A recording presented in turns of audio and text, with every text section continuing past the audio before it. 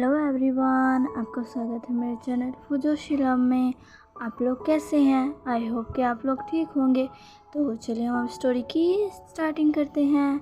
यहाँ हमें वांग जी को दिखाया जाता है जो कि आराम से टेरेस पर खड़ा था और कल के बारे में सोच रहा था।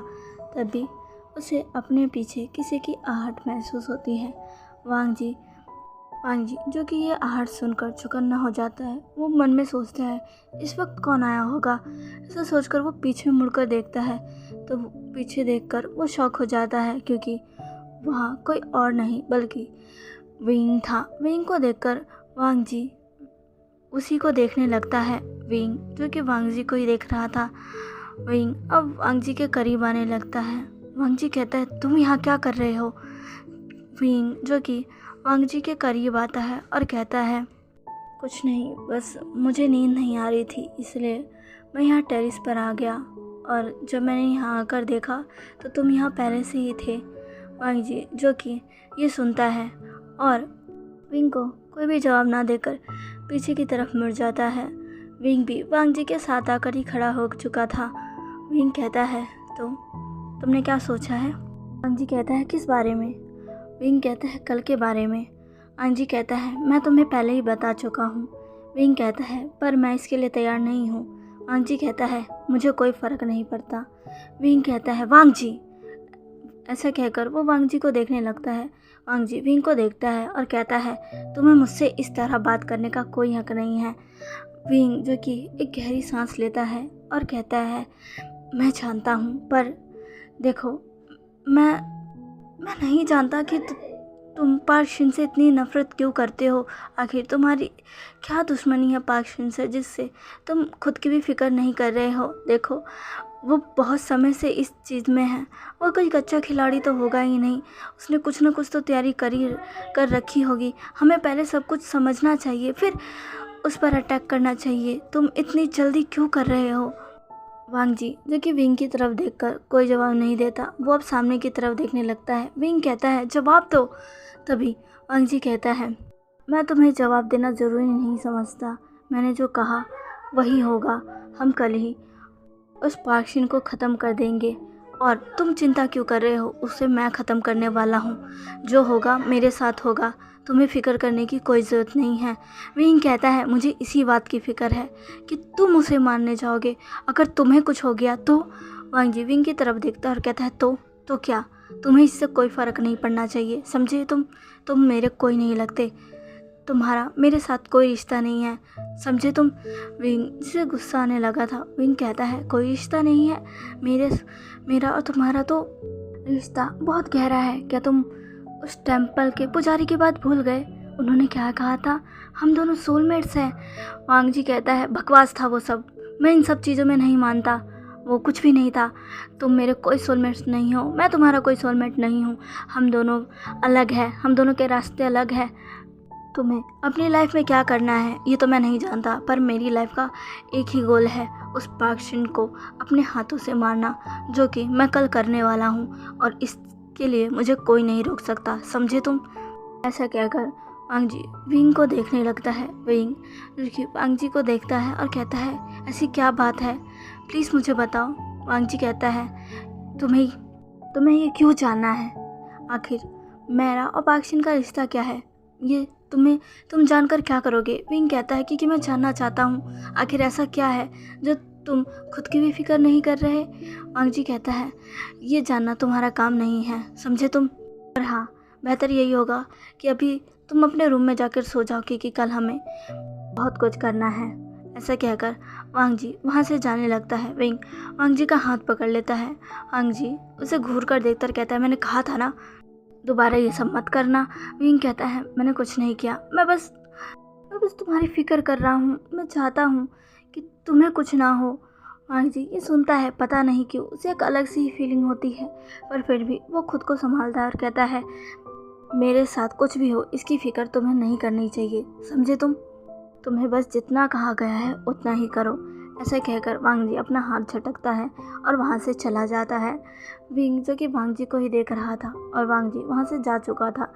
विंग कहता है आखिर तुम्हारी प्रॉब्लम क्या है? आखिर तुम ऐसे क्यों कर रहे हो? क्या बात है? विंग इसी सब चीज़ों को सोच रहा था। इधर दूसरी तरफ वांग जी जो कि अपने रूम की तरफ बढ़ रहा था, साथ ही वो विंग की कही गई बातों को भी याद कर रहा था, जो कि वांग जी के अंदर एक अलग ही सेंसेशन को बढ़ा रही थी। वांग जी कहता है, आखिर उसके ये वर्ड्स मुझे इतना अजीब क्यों फील करवाते हैं, आखिर क्यों मैं ऐसा फील करने लगता हूँ। फिर वांग जी कहता है, नहीं, मुझे ऐसा फील नहीं करना चाहिए, मुझे अपने गोल पर फोकस करना चाहिए। कल मैं उस पार्शिन को ख़त्म कर दूंगा और बस मुझे यही करना है। ऐसा सोचकर वांग जी अपने रूम की तरफ बढ़ जाता है। अब यहाँ से नेक्स्ट मॉर्निंग का सीन दिखाया जाता है, जहाँ पर सारी तैयारियाँ हो चुकी थी। वांग जी ने अपने सारे गार्ड्स को तैयार कर लिए थे, सारे सोल्जर्स को रेडी कर लिया था पार्शिन पर पूरी तरीके से हमला करने के लिए, क्योंकि वांग जी ने पार्शिन के ठिकाने को पता लगा लिया था और अब बारी थी वहाँ पर हमला कर उसे ख़त्म करने की। वांग जी जो कि पूरा तैयार था, उसने अपने गन को लोड किया और अपनी पैंट के पॉकेट में रखते हुए लूसी की तरफ देखकर कहा, लूसी, अपना ख्याल रखना और मेरी ज़्यादा फिक्र मत करना, ठीक है। लूसी कहती है, वांग जी मैं भी तुम्हारे साथ जाना चाहती हूँ। तभी वांग जी कहता है, नहीं लूसी, मैं तुम्हें नहीं खो सकता, मेरी ज़िंदगी में बस तुम हो और मैं नहीं चाहता कि अब तुम पर कोई खतरा है, और मैं ये भी नहीं चाहता कि उस पार्शिन की गंदी नज़र तुम पर पड़े। तभी लूसी कहती है, वांग जी ये तुम अच्छी तरीके से जानते हो कि उसकी नज़र किस पर है। वांग जी जो कि लूसी की बात सुनता है और कुछ भी नहीं कहता है। लूसी कहती है, वांग जी तुम बहुत बड़ा खतरा मोल ले रहे हो वांग जी। तभी वांग जी कहता है, लूसी तुम्हें पता है ना कि मुझे ये करना ही होगा, मैं उस पार्शिन को ऐसे नहीं छोड़ सकता, और वो तो तब जब उसने मेरे डैड के साथ इतना सब कुछ किया हो। मैं नहीं छोड़ सकता, उसे नहीं छोड़ सकता, मुझे अपने डैड का बदला लेना ही है, और इसके लिए चाहे मैं खुद ख़त्म क्यों ना हो जाऊं। ऐसे कहकर वो लूसी को देखता है और वहाँ से बाहर चला जाता है। लूसी जो कि कांच पर गिर जाती है और बस उसकी आंखों से आंसू निकल रहे थे। अब वांग जी सीधा ही वहाँ आ जाता है जहाँ पर विंग ने सब कुछ रेडी कर दिया था, और अब वो अपने उन्हीं सोल्जर्स के साथ तैयार था जिनके साथ उसने पहले भी एक मिशन किया था। वांग जी विंग के पास आता है और कहता है, सब कुछ रेडी है। विंग जो कि वांग जी की तरफ देखता है, आज उसके आंखों में एक अलग सी ही चिंता थी वांग जी के लिए। वांग जी जो कि विंग को देखता है, पर वो तुरंत ही अपने आप को संभालता है और कहता है, क्या सब कुछ रेडी है। विंग जो कि हमें अपना सिर हिला देता है। वांग जी कहता है, अच्छी बात है, चलो अब वक्त आ गया है अपने काम को अंजाम देने का। ऐसा कहकर वांग जी आगे बढ़ जाता है और सारे ही उसके पीछे विंग बस वांग जी को ही देख रहा था कि वांग जी आज एक अलग ही जेस्चर में है। विंग अपने मन में कहता है, चाहे आज का अंजाम कुछ भी हो, पर मैं तुम्हें कुछ भी नहीं होने दूंगा, ये मेरा खुद से प्रॉमिस है। ऐसा कहकर विंग भी आगे बढ़ जाता है। यहाँ पर हमें पार्शिन को दिखाया जाता है, जो कि सबसे कह रहा था, सारी सिक्योरिटी टाइट है, सब कुछ तैयार है, क्या कोई भी गड़बड़ होने की गुंजाइश तो नहीं है ना। तभी उसको सेक्रेटरी कहते हैं, नहीं बॉस, सब कुछ तैयार है, आप चिंता मत करिए, हमारी सिक्योरिटी बहुत टाइट है, उसे कोई ब्रेक नहीं कर सकता। पार्शिन कहता है, गुड। तभी उसका सेक्रेटरी कहता है, पर सर आप ये सब। तभी पार्शिन कहता है, क्या तुम्हें पता नहीं है, वो आ जाने वाला है, वो किसी भी वक्त आ जाएगा। मैं चाहता हूँ जब वो आए तो मेरी सिक्योरिटी ही उसे पकड़ ले, ताकि मैं उससे देख सकूँ, उससे पूछ सकूँ आखिर ये सब ये क्यों कर रहा है, और फिर उसे अपने हाथों से मार सकूँ। मैं उसे छोड़ूंगा नहीं छोड़ूंगा मैं उसे। तभी उसका सेक्रेटरी कहता है, बॉस अगर वो आपके साथ ये सब कर रहा है, इसका मतलब उसका आपसे कोई ना कोई कनेक्शन ज़रूर है, और शायद वो आपसे किसी चीज़ का रिवेंज लेना चाहता है। पार्शिन कहता है, ये तो मुझे भी समझ आ रहा है कि वो किसी न किसी चीज़ का रिवेंज ले रहा है, पर किस चीज़ का यही मुझे नहीं पता। उसका सेक्रेटरी कहता है, सर क्या आपको नहीं लगता कि अगर वो आपसे रिवेंज लेने के लिए इतना सब कुछ कर सकता है तो वो बहुत ही स्ट्रांग होगा। पार्शिन अपनी सेक्रेटरी की तरफ घूर कर देखता है। सेक्रेटरी जो कि पार्शिन को देखकर चुप हो जाता है। पार्शिन कहता है, आई नो वो स्ट्रांग होगा, पर मुझसे ज़्यादा नहीं। मैं इस फील्ड में बहुत समय से हूँ, मुझे पता है कि इस फील्ड के लोग कैसे होते हैं। और हाँ, तुम चिंता मत करो, मैंने सब तैयारी कर रखी है। उस पर्सन को मैं ऐसे तो जाने नहीं दूंगा, उसे मैं छोड़ूंगा नहीं। ऐसा कहकर पाक शिन गुस्से में सामने की तरफ देखने लगता है। अब यहाँ पे हमें कुछ समय का बाद का सीन दिखाया जाता है, जहाँ पर पाक शिन एक कांच पर बैठकर अपने सेक्रेटरी से बात कर रहा था। तभी उसके रूम में बिना नॉक किए किसी की एंट्री हो जाती है। बहुत सारे गार्ड अंदर आ जाते हैं। पाक शिन उन्हें देखकर चौंक जाता है, साथ में उसका सेक्रेटरी भी। पाक शिन कहता है ये सब क्या है। तभी वो सारे गार्ड्स पाक शिन की तरफ गन पॉइंट कर लेते हैं। पाक शिन ये देखकर बहुत ही ज़्यादा हैरान हो जाता है और उसका सेक्रेटरी बहुत ही ज़्यादा घबरा जाता है। तभी किसी की एंट्री होती है जो कि कह रहा था, क्यों चौंक गए पाक शिन। इस वर्ड सुनते ही पाक शिन सामने की तरफ देखने लगता है, जहाँ से को एक मैन चला आ रहा था। वो मैन बहुत ही ज़्यादा अडोरेबल था, बहुत ही ज़्यादा प्रिटी था, पर उसकी ईवल स्माइल साफ साफ बता रही थी कि वो कोई नॉर्मल पर्सन नहीं है। उसका ऑरा अलग ही था। वो अंदर आता है और पाक शिन को घूरते हुए कहता है, कैसा लगा मेरा सरप्राइज़, और मुझसे मिलकर कैसा लगा पाक शिन, तुम मिलना चाहते थे ना मुझसे। तभी पाक शिन सामने की तरफ देखकर शॉक हो गया था, क्योंकि ये पर्सन सच में बहुत ही ज़्यादा ब्यूटीफुल है। पर ये वही है जिसने पाक शिन को इतने दिनों से तंग कर कर रखा हुआ था। पाक शिन कहता है तुम वही हो। तभी वांग जी कहता है, हाँ मैं हूँ, जिसने तुम्हारी इतने रातों की नींद चुरा रखी है। कैसा लगा मुझसे मिलकर। ऐसा कहकर वांग जी वहीं पर एक कांच पर बैठ जाता है, बिल्कुल पाक शिन के सामने। पाक शिन जो कि उसे देखकर कुछ कह ही नहीं पा रहा था, क्योंकि उसके सामने का पर्सन बहुत ब्यूटीफुल था और वो उसे किसी की याद भी दिला रहा था। तभी पाक शिन कहता है कि कौन हो तुम। तभी वांग जी कहता है, तुम मुझे भूल गए, याद करो, ध्यान से देखो और याद करो कौन हूँ मैं। पाक शिन वांग जी को देखता है, पर उसे अभी भी याद नहीं आ रहा था कि ये पर्सन है कौन, उसने इसको कहाँ देखा, आखिर उसका इससे क्या रिश्ता है। पाक शिन कहता है, आखिर कौन हो तुम। पाक शिन की ये बात सुनकर वांग जी बस स्माइल कर रहा था। इधर दूसरी तरफ विंग सबके साथ मिलकर पाक शिन की जितनी सिक्योरिटी है उन सबको ढेर कर रहा था। वो हर एक को धीरे धीरे मौत के घाट उतार रहा था। वहाँ पर खूब गोलियाबारी चल रही थी। विंग ने कई लोगों को ढेर कर दिया था। विंग जो कि इस सब चीज़ को जल्दी ख़त्म कर कर वांग जी के पास पहुँचना चाहता था, क्योंकि उसे वांग जी की फ़िक्र हो रही थी। वो वांग जी को अकेला नहीं छोड़ सकता था, इसीलिए वो जितना जल्दी हो सके इन सब को ख़त्म करना चाहता था। विंग जो कि कमांड देता है, फास्ट जल्दी करो। सारे ही विंग को कहते हैं जी। ऐसा कहकर सारे अपनी स्पीड बढ़ा देते हैं और जो भी उनके सामने आ रहा था सबको मौत के घाट उतार रहे थे। विंग जो कि आगे बढ़ते बढ़ते जो भी उसके सामने आ रहा था उसे बस मारा जा रहा था, क्योंकि उसे जल्दी ही वांग जी के पास पहुंचना था, जो कि अभी उस पाक शिन के सामने आ चुका होगा। पाक शिन जो कि बहुत ही ज़्यादा कन्फ्यूज़ था। वांग जी अब अपनी जगह से खड़ा होता है और सीधा पाक शिन के सामने आकर खड़ा हो जाता है। पाक शिन जो कि वांग जी के करीब आकर ही समझ चुका था कि वो एक ओमेगा है। पाक शिन कहता है, तुम एक ओमेगा हो। वांग जी जो कि कहता है, हाँ मैं एक ओमेगा हूँ। क्यों? हैरान हो गए कि एक ओमेगा ने तुम्हारी सारी सिक्योरिटी को ब्रेक कर दिया। पाक शिन जो कि हैरान था। पाक शिन कहता है, कौन हो तुम। तभी वांग जी कहता है, भूल गए। ऐसे कहकर वो अपनी गन को पाक शिन के फोरहेड पर पॉइंट कर देता है और कहता है, याद नहीं आ रहा, चलो कोई बात नहीं, मैं तुम्हें अपना नाम बताता हूँ जिससे तुम्हें याद आ जाएगा। मेरा नाम है लान वांग जी। अब कुछ याद आया? लान सब सुनकर ही पाक शिन को सब याद आ जाता है। लान यानी कि लान तुम जोशियान को बेटे हो, मतलब तुम वांग जी हो।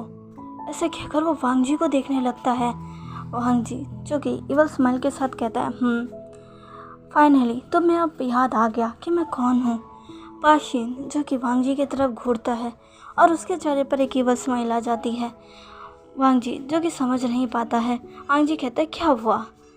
पाक शिन कहता है, मुझे नहीं पता था कि तुम तुमने अपने फादर की जगह ले ली है और उनकी तरह बन गए हो। वांग जी जिसने अपने गन पर अपनी ग्रिप को टाइट कर लिया था और पाक शिन की तरफ घूरते हुए कह रहा था, मैंने उनकी जगह ली है पर मैं उनकी तरह नहीं हूँ, समझे। मुझे मेरे फादर से कंपेयर मत करना क्योंकि उनमें और मुझ में ज़मीन आसमान का फ़र्क है। पाक शिन कहता है, कोई फ़र्क नहीं है, तुम भी एक माफिया हो ना, तुमने उनकी जगह ली है, तुम एक माफिया बन चुके हो बिल्कुल अपने डैड की तरह। इसका मतलब तुम भी वही सब चीज़ें करते होगे जो कि वो करता था। देखो, पुरानी जितनी भी चीज़ें हैं उसे भूल जाओ, क्यों ना हम एक नई चीज़ की शुरुआत करें, एक नए सिरे से अपने लाइफ को स्टार्ट करें, साथ में मिलकर काम करें और इस पूरी दुनिया पर राज करें। क्यों, मेरा प्लान कैसा लगा? अच्छा है ना? हम ये कर सकते हैं, हम साथ मिलकर बहुत कुछ कर सकते हैं, सारी चीज़ों पर राज कर सकते हैं। मेरे साथ हाथ मिला लो, हमारी जो बहुत पुरानी जो अनबन है उसे ख़त्म करते हैं। वांग जी जो कि स्माइल करता है और हंसने लग जाता है। वांग जी कहता है, यही उम्मीद थी मुझे तुमसे। ऐसे कहकर वो अपना हाथ ऊपर उठाता, पाक शिन को घींच कर एक मुक्का मारता है जिससे पाक शिन के नोट्स से ब्लड निकलने लगता है। वो नीचे गिर गया था वांग जी के पंच से। उसका सेक्रेटरी ये देखकर बहुत ही ज़्यादा हैरान था, साथ में पाक शिन जिसे ये देखकर बहुत ज़्यादा गुस्सा आ गया था। वो अपने नोज़ को टच करता है और देखते हैं वहाँ से ब्लड निकल रहा था। पाक शिन वांग जी की तरफ देखता है जो कि गुस्से में उसको घूर रहा था। पाक शिन खड़ा होता है, कहता है, तुम? तभी वांग जी कहता है, क्या? मैं क्या? वो अपनी गन पॉइंट कर देता है। उसके सारे गार्ड्स जो कि वहीं पर उस पाक शिन पर गन पॉइंट किए हुए थे। पाक शिन अभी कुछ नहीं कर रहा था। वांग जी कहता है, तुम क्या समझते हो मुझे? मैं वो सारी चीज़ इतनी जल्दी भूल जाऊँ, इतनी आसानी से भूल जाऊँ जो कि तुमने मेरे साथ की है? मैं तुम्हें छोड़ूंगा नहीं। मैं अपने डैड का बदला तुमसे लेकर आऊँगा। क्या किया था तुमने मेरे डैड के साथ? बताओ मुझे, बताओ। तभी पाक शिन कहता है, ओह, तो तुम ये सब अपने डैड की वजह से कर रहे हो। मुझे पहले ही समझ जाना चाहिए था। तभी वहाँ पर विंग भी आ जाता है। विंग जो कि देखता है वांग जी ने पाक शिन पर गन पॉइंट की हुई थी। विंग जो कि वांग जी के पास आ जाता है। वांग जी कहता है, बताओ मुझे, आखिर क्या किया था तुमने मेरे डैड के साथ? तभी पाक शिन कहता है, मैंने कुछ नहीं किया था। मैंने तुम्हारे डैड से कहा था, मैंने उसे बहुत अच्छा ऑफ़र दिया था। उसे कहा था कि मेरे साथ रहे। वो बहुत ही ज़्यादा ब्यूटीफुल था, मैं उसे अपने साथ रखना चाहता था, उसे अपना बनाना चाहता था। हाँ, पर वो मेरी बात कोई मानता ही नहीं था। मुझे मजबूरी में आकर उसे तुम्हारे डैड से छीनना पड़ा, लेकिन इसमें मेरी कोई गलती नहीं थी। तुम्हारे डैड की इसमें पूरी मंजूरी थी। उसने खुद तुम्हारे डैड को मुझे सौंपा था क्योंकि इसमें उसका बहुत अच्छा फ़ायदा होने वाला था, इसलिए उसने उसे मुझे सौंप दिया। अब मैंने बस अपनी चीज़ को उससे लेकर जो कि मैंने खरीदी थी, मैं उसे अपने साथ ले आया। इसमें मैंने गलत ही क्या किया? वांग जी जैसे और गुस्सा आ जाता था गया। वो अब एक और पंच पाक शिन को मारता है और कहता है, मेरे डैड कोई चीज़ नहीं थे, समझे तुम? पाक शिन जो कि हंसता है और कहता है, ये तो तुम्हारे डैड को सोचना चाहिए था ना, जिसकी उससे शादी हुई थी, जो उसका हस्बैंड था, वो उसने नहीं सोचा। तुम क्यों सोच रहे हो? वांग जी कहता है, उसका कॉलर पकड़ कर कहता है, बताओ तुमने मेरे डैड के साथ क्या किया था तुमने मेरे डैड के साथ? तभी पाक शिन कहता है, मैंने कुछ नहीं किया था, मैं बस उसे अपना बनाना चाहता था। मैंने कहा ना, मैं उसे अपने साथ लेकर आया। मैंने उससे कहा कि वो मेरी बात मान ले, पर उसने मेरी बात मानी ही नहीं। मजबूरी में आकर मुझे फोर्स करना पड़ा उसे अपने साथ वो सब करने के लिए। वांग जी जो कि और भी ज़्यादा गुस्सा हो जाता है। पाक शिन जो कि स्माइल करता और कहता है, मैं बस एक बार उसे टेस्ट करना चाहता था, देखना चाहता था आखिर उसका टेस्ट कैसा। जब भी मैं उसके बारे में सोचता हूँ ना, मैं खुद ही हॉट फील करने लग जाता हूँ। सच में वो अमेजिंग था। वांग जी से और गुस्सा आ रहा था, वो अब रुक नहीं पाता और पाक शिन को 2-3 और घुसे लगा देता है और उसका कॉलर पकड़ कर कहता है, तुम मेरे डैड के साथ तुमने ये करने की ज़रूरत कैसे की? हाँ, तुम्हारी हिम्मत कैसे हुई? पाक शिन कहता है, मेरी हिम्मत कैसे हुई? पहले अपने डैड को तो देखो, उन्होंने खुद मुझे उसे सौंपा। मैंने तो बस अपनी चीज़ पर अपना अधिकार जमाने की कोशिश की, लेकिन तुम्हारे डैड ने मेरी बात नहीं मानी। वो वहाँ से भाग गया, उसने मुझे हिट किया और वो वहाँ से भाग गया था। मैंने अपने गार्ड से उसे पकड़ने को कहा था, लेकिन जब तक मेरे गार्ड उसे पकड़ते, वो एक गाड़ी के नीचे आकर मर चुका था। वांग जी जब भी सुनता है उसकी आंखों से आंसू निकलने लगते हैं। उसकी आंखों से आंसू रुक ही नहीं रहे थे। उसके डैड को कितना कुछ सहना पड़ा और फिर उनका अंत इतना भयानक हुआ। वांग जी उसकी आंखों में आंसू आ गए थे। ये सब सुनकर उसे बहुत हर्ट हो रहा था, बहुत ही ज़्यादा। विंग जो कि कब से ये सब सुन रहा था, सब पता चला कि वांग जी ये सब क्यों कर रहा था। वांग जी को देख रहा था जो कि बहुत ही ज़्यादा हर्ट लग रहा था। पाक सिंह जो कि वांग जी को देखता है और अचानक से वो उसके चेहरे पर हाथ रख देता है, जिससे वांग जी भी शॉक हो जाता है और विंग भी, उसे बहुत गुस्सा आ जाता है। पाक सिंह कहता है वैसे तुम अपने फादर से ज़्यादा प्रेटी हॉट हो, तुम्हारा टेस्ट उनसे ज़्यादा अच्छा होगा। ऐसा कहकर पाक सिंह एक नोटी स्माइल के साथ वांग जी की तरफ देखता है, जिससे वांग जी को बहुत गुस्सा आता है और उससे भी ज़्यादा विंग को उसके हाथ खुद ब खुद मुट्ठी में बनकर टाइट हो जाते हैं। वो पाक सिंह से कहते हैं तुम।